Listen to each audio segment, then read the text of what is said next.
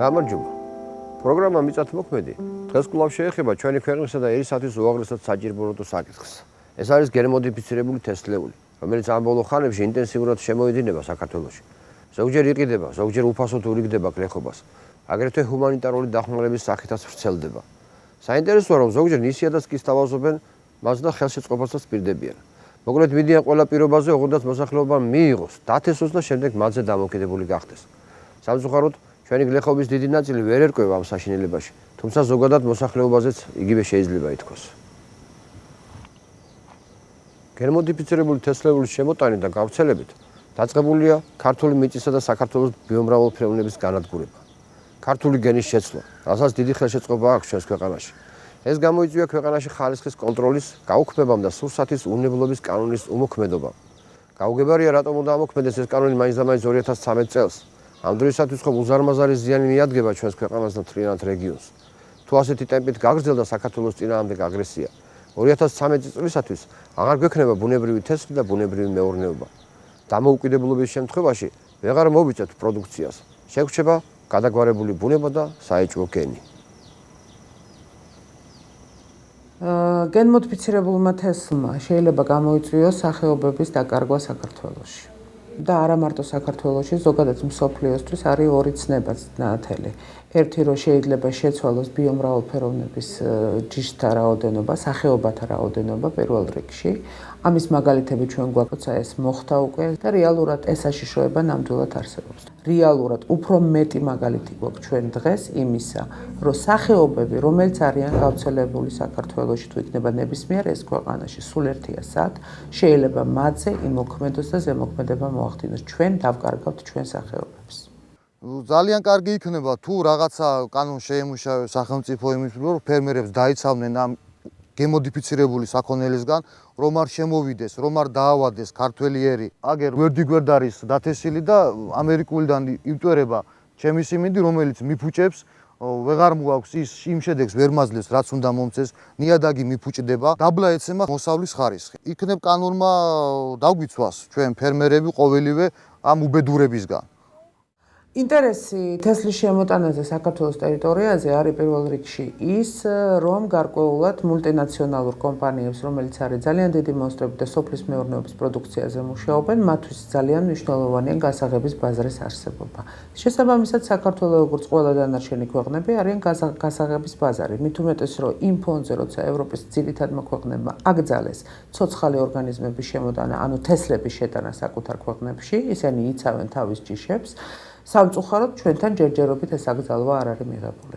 ეს არის ძალიან სამწუხარო, იმიტომ რომ პრაქტიკულად ჩვენ ჯიშთა რაოდენობა, რომელიც არის ძალიან მაღალი და არსებობს ენდემური სახეობები და ენდემური ჯიშები, რომელიც არის წლების განმავლობაში, საუკუნეების განმავლობაში არსებული, ეს პრაქტიკულად შეიძლება გაქრეს. შემოდის მხოლოდ იმიტომ, რომ კომპანიებს ჭირდებათ მოგება. იპოვეს ქვეყანა, რომელსაც არ აინტერესებს თავისი სახეობების შენარჩუნება და თავისი ჯიშების შენარჩუნება და პრაქტიკულად შემოდის. იმიტომ რომ უკაცრავად, მაგრამ თურქმენეთმა, უზბეკეთმა აკრძალეს გენმოდიფიცირებული ცოცხალი ორგანიზმების შეტანა და ჩვენ ჯერჯერობით აკრძალვა არ აქვს. გენმოდიფიცირებული ცოცხალი ორგანიზმების, ანუ თესლების შემოტანა ნიშნავს იმას, რომ ჩვენ ვანადგურებთ ჩვენ ჯიშებს. ამის გარდა ჩვენ ვფიტავთ ჩვენ მიწას, იმიტომ რომ გენმოდიფიცირებული თესლი არის ძალიან აგრესიული. ზოგადად ჩვენ წლების განმავლობაში ვეღარ აღვადგენთ მიწის საფარს. ანუ იმ პროდუქტიულ ნაწილს ნაყოფიერ ფენას ნიადაგისა, რომელიც შეიძლება დაზიანდეს ამ მომენტში. ჩვენ საფრთხე გვაქვს, თან სერიოზული საფრთხე გვაქვს, რომ ჩვენ საერთოდ ვერ ვაწარმოოთ სოფლის მეურნეობის პროდუქცია. არა მარტო ჩვენი, არამედ ზოგადად ვერ ვაწარმოოთ, იმიტომ რომ რაც წლების განმავლობაში შემოდიოდა გენმოდიფიცირებული თესლი და ჩვენ მქონდა რაღაც ფაქტები ამასთან დაკავშირებით, კარტოფილის თესლთან დაკავშირებით, სიმინდის თესლთან დაკავშირებით, არც ერთმა მოსავალი არ მოგვცა. დღეს არის ახალი მოდიფიცირების თესლები შემოსული. არანაირი აკრძალვა შეზღუდვა ჩვენ არ გვაქვს. მართალია ჩვენ ძლივს გავხდით კარტახენას მხარე, ეს არის ის ოქმი, რომელიც ბიოუსაფრთხოებაზე ლაპარაკობს და პრაქტიკულად ის მექანიზმი აღსრულებისა კარტახენის ჩვენ დღეს არ გვაქვს. იმიტომ რომ ჩვენ გაგვიცხადეს, რომ თურმე ეს არის აუცილებელი, იმიტომ რომ ჩვენ სოფლის მეურნეობაში არ გვაქვს მეცხოველეობისთვის, განვითარებისთვის არ ყოფნის ესე იგი საკვები და ამიტომ უნდა შემოვიტანოთ გენმოდიფიცირებული ცოცხალი ორგანიზმები. რატო უნდა შემოვიტანოთ? ყოფნის თუ არ ყოფნის, ვინმე საერთოდ დაითვალა ესა? არ არსებობს ეს სტატისტიკა დღეს საქართველოში, ეს ერთი. თუ არსებობს ძალიან ბედნიერი ვიქნები, მაგრამ სტატისტიკის დეპარტამენტს ეს სტატისტიკა გამოქვეყნებული არ აქვს. მეორე საკითხი, რომელიც ჩვენ გვაინტერესებს და მართლა გვაინტერესებს, რატომ არ შეიძლება რომ გაკეთდეს სერიოზული მართვის გეგმები საძოვრებთან დაკავშირებით, რატომ არ უნდა გქონდეს გლეხსაძოვარი? რატომ არ შეიძლება რომ საძოვარი მარტო სახლთან კი არ უნდა გქონდეს, არამედ იყო ეს ზამთრის საძოვრები, ზაფხულის საძოვრები, ეს სისტემა პრაქტიკულად მოშლილია. ვისთვის ვაკეთებთ ამას, ან ვინ შემოდის ჩვენ საძოვრებში, არავინ აღარ იცის. რეალურად პრობლემატური საკითხია. მაგრამ როცა ჩვენ ვიცით, რომ ახმეტის რაიონს ჰქონდა ზამთრის საძოვრებელი დედოფლის წყაროში, ეს ტრადიცია უნდა შენარჩუნებულიყო. როცა ჩვენ ვიცით, რომ სამეგრელოში არსებობდა ზამთრის საძოვრები სვანეთისთვის, ესეც უნდა შენარჩუნებულიყო. მაგრამ ჩვენ ამის მართვა საერთოდ არ აქვს, საერთოდ დამისახელეთ ერთი უწყება, რომელიც ამას მართავს, არც ერთის უწყების კომპეტენციაში, არც წინამთავრობაში, არც დღევანდელში ეს არ არის. და არის მართლა სერიოზული პრობლემა და საიდან ვასკვნით, რომ ჩვენ არ ყოფნის საკვები საქონლისთვის. ჩვენ გვაქვს ისეთი თესლები, რომელიც გაცილებით ჯობია იმ თესლებს, რომელიც შემოაქვს. ეს ტრადიციულ თესლებს უქმნის დიდ საშიშროებას. ვინაიდან დაახლოებით რამოდენიმე კილომეტრზე შეიძლება განვითარდეს ძლიერი ქარის დროს დამტერვა და გადაჯიშება ამ სცენარეების. ბიომრავალფეროვნების დარღვევა ხდება და შემდეგ შეიძლება სავალალო შედეგები მივიღოთ უახლოეს რამოდენიმე წელიწადში. ჯერჯერობით ბაზარს გადავხედოთ, სად არის ჩვენი პროდუქცია? ჩვენი პროდუქცია ყველაზე ნაკლებია, როგორც წესი შემოსული პროდუქცია. როცა ადგილობრივი პროდუქცია ნაწარმოები საქართველოში უფრო ძვირადღირებულია. რატომღაც მე ვერ ვხსნი ამას? რატომ ურღირს ბევრ მეწარმეს შემოსვლა ჩვენთან ყიდვა თუნდაც კარტოფელის გატანა და იქედან შემოსვლა უფრო იაფის? ანუ ჩვენი პროდუქცია ხარისხით აშკარად ჯობნის. მაგრამ თუ გენმოდიფიცირებული სათესლე მასალა, როგორც ვამბობთ ჩვენ ცოცხალი ორგანიზმები, შემოვა საქართველოს ტერიტორიაზე, ჩვენ ვერ დავიცავთ ჩვენ ჯიშებს. ის გაქრება. სათესლე მეურნეობები საქართველოს არ აქვს. აუცილებლად უნდა არსებობდეს ჯერ ერთი ხედვა სათესლე მეურნეობების განვითარებასთან დაკავშირებით. ჩვენ ვერ ვაწარმოებთ თესლს. სათესლე მეურნეობები ჩვენ მეზობელ ქვეყნებში ყველგან არის შენარჩუნებული და ყველგან არის დოტაციაზე. მთელ მსოფლიოში არის ეს მეურნეობები დოტაციაზე. აქ მე არ მომისმენია არასოდეს, რომ ვინმე აცხადებდეს, რომ სათესლე მეურნეობები უნდა განვავითაროთ. სოფლის მეურნეობის სტრატეგია, რომელიც რაღაც წლების განმავლობაში 2 წლის წინ იდო კიდევ საიტზე, ესე ვთქვათ, ქონდა ელექტრონულად გამოტანილი სოფლის მეურნეობის სამინისტროს, დღეს აღარ არსებობს. დღეს მე მეუბნებიან, რომ თურმე ჩვენ უნდა შემოვიტანოთ ცოცხალი ორგანიზმი. თურმე ჩვენ არც ბიომრავალფეროვნება გვაქვს დასაცავი, არც ჯიშები გვაქვს დასაცავი და შეიძლება ეს შემოვიტანოთ. ეს ჩვენთვის საქართველოს წვანთა მოძრაობის არის აბსოლუტურად მიუღებელი პოზიცია, იმიტომ რომ ვერანაირ დასაბუთებას ქვეყანას რისთვის ჭირდება ეს თესლი, არ არის. ერთი რაც ვიცით, მაგალითები, თუ ჩვენ მაგალითებზე გვინდა მანდამაინც ვისწავლოთ, მაშინ ვისწავლოთ. ამას სხვანაირად ქვია ეკონომიკური დივერსია, რაც კეთდება ქვეყნის წინააღმდეგ. იმიტომ რომ თუ ქვეყანა ვერ აწარმოებს თესლს, ის მუდმივად ხდება დამოკიდებული თესლის შემოტანაზე. შედეგად ესეთ სიტუაციაში ჩავარდა აფრიკის ბევრი ქვეყანა, სადაც გამოიწვია სერიოზული შიმშილი. დღეს შესაძლებელია ჩვენ ამ რიგს მიუერთდეთ, იმიტომ რომ ჩვენ არ ვფიქრობთ იმაზე, როგორ განვავითაროთ სათესლე მეურნეობები. და არც ქვეყნის უსაფრთხოებაზეა მაგ შემთხვევაში ლაპარაკი და ეკონომიკური დივერსიის საშიშროება ნამდვილად არსებობს. შემოაქვთ გენური ინჟინერიის თესლის სხვადასხვა კულტურების, როგორც არის სიმინდი, სოიო განსაკუთრებით, პომიდორი და კარტოფილი, რომლის თესლაც ყოველთ მიუღებელია, იმიტომ რომ არ არის ჯერ გამოკვლეული არც ლაბორატორიულად, არც ქიმიურად, არც ბიოლოგიურად, რა შედეგი შეიძლება მოგვცეს ამის წარმოებამ და შემდეგ ამ პროდუქტის მიღებამ. შეიძლება მემკვიდრეობაზე მოქმედებს, შეიძლება დაავადებებს აჩენს, ეს ჯერ არავინ არ იცის. ცხოველური და მცენარეული გენების აღრევა ეს ყველა დაუშვებელი არის.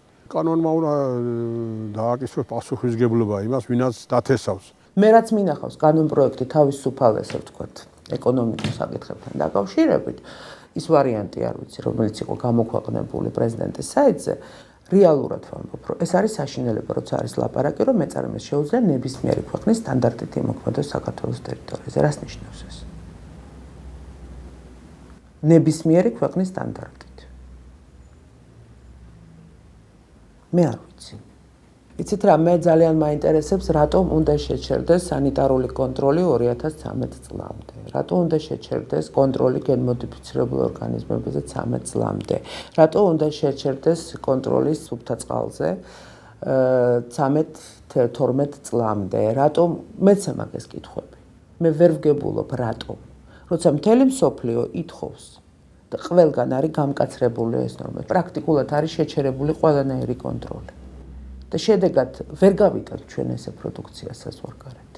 იმიტომ რომ ევროპა არ მიიღებს ესე პროდუქციას, მიუხედავად იმისა, რომ ძალიან კარგი სავაჭრო, ესე ვთქვათ, პირობები გვაქვს ევროპასთან. ევროპაში ჩვენ ვერ შევიდათ პროდუქციას. სახელმწიფომ უნდა მიიღოს კანონი ბიოპროდუქტის წარმოების შესახებ და უნდა მიიღოს კანონი ბაზრის დაცულობის შესახებ, სასოფლო-სამეურნეო პროდუქტების დაცვის შესახებ. ან მსგავსი კანონი, რომელიც დაარეგულირებს ყოველ იმას. მაგალითად, ჩემი აზრით უნდა იყოს მიღებული გენური ინჟინერიით პროდუქტების შემოტანის თაობაზე კანონი, რომ ყოველ მხრივ აკრძალული იყოს ამის შემოტანა.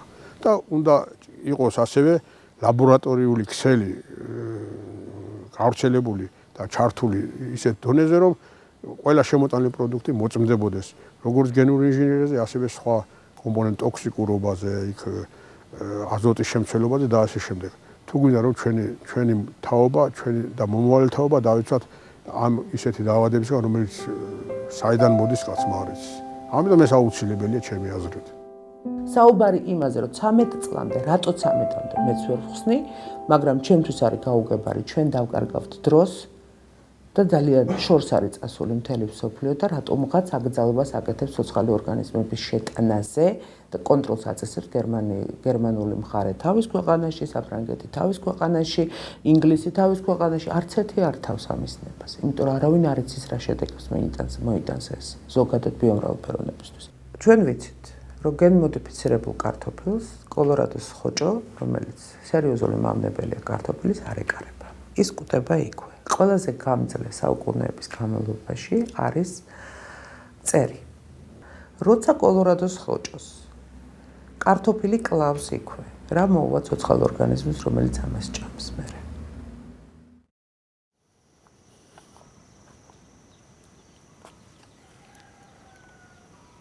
მეურნეთა ერთმა ნაწილმა იცის, რასაც წარმოადგენს გენმოდიფიცირებული თესლი, მაგრამ ვერ ანსხვავებს, რადგან ამის შესახებ ვინც ვალდებულია არ ეუბნება. არც სპეციალური მითითება ან აღნიშვნა აქვს შეფუთვას. მეორე ნაწილს წარმოქმნა არ აქვს თუ რა საფრთხეს უქმნის გენმოდიფიცირებული თესლი. ვინაიდან ამის განმარტებას არც ტელევიზია და რადიო აძლევს, არც პრესა და არც სახელმწიფო ნებაა, როგორც ჩანს. მესამე ნაწილმა კი ძალიან კარგად იცის თუ რა საშიშროებას წარმოადგენს გენმოდიფიცირებული თესლი, მაგრამ მაინც იღებს და თესავს. მათი აზროვნება უკვე გადაგვარებულია. ხოლო ვისაც შემოაქვს გენმოდიფიცირებული თესლეული, ვინც ყიდის მას, ვინც ხელს უწყობს ამ საქმეს, არც მეტი არც ნაკლები საქართველოს მტერია. ბუნებრივი პროდუქციის წარმოება და ექსპორტი უფრო ფასეულია ვიდრე გენმოდიფიცირებულის. ტურისტებსაც ბუნებრივი ნაწარმი უფრო იზიდავს. ამ თვალსაზრისითაც მხოლოდ ბუნებრივი მეურნეობები უნდა ვიქონიოთ და კანონმაც უნდა დაიცვას ჩვენი მოსახლეობა და მიწა-წყალი. თუ ქვეყნის მოსახლეობა დაუცველია, თვითონ მოსახლეობამ უნდა იზრუნოს ქვეყნის დაცვაზე. ჩვენი რჩევაა შეძლებს დაგვარად დაუბრუნდეთ სოფელს. საკუთარი ოჯახის სამყოფი მოსავალი მაინც მოვიყვანოთ.